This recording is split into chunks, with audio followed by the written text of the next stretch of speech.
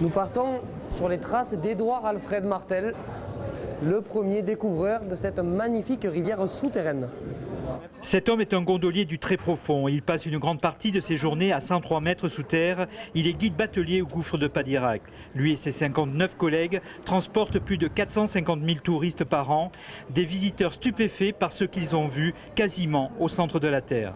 Oh, c'est impressionnant de voir les grandes hauteurs et profondeurs de toutes ces merveilles là-dessous. C'est la première fois qu'on entre au centre de la Terre à ce niveau-là. C'est très impressionnant. Quand on voit ce que la nature a pu faire, c'est très impressionnant.